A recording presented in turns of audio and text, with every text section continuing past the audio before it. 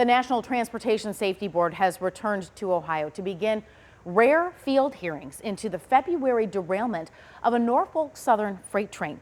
As WAND's Doug Wolfe reports, the train had stopped in Decatur the previous day and ran into problems shortly after it left the city. The NTSB usually holds hearings in Washington, but moved this hearing to East Palestine, Ohio, the town impacted by the derailment, fire, and subsequent burn-off of toxic vinyl chloride on February 3rd. The day before, the train stopped in Decatur, where it removed 55 cars and added 41 other cars, creating a train 149 cars long. The 41 rail cars that were added received a mechanical inspection and air brake test by a railroad qualified mechanical inspector. The train was cleared to depart with no identified mechanical problems.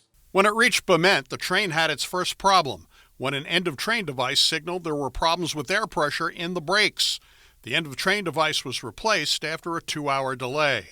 Later that night, the train stopped again when a knuckle used to couple the cars together broke and had to be replaced. The next evening, security cameras in various locations showed a wheel bearing had caught fire as much as 40 miles from where it derailed. In one case, you can even hear a pair of loud bangs. Train derailed in East Palestine with 11 of the train's 20 tank cars derailing, several venting toxic vinyl chloride.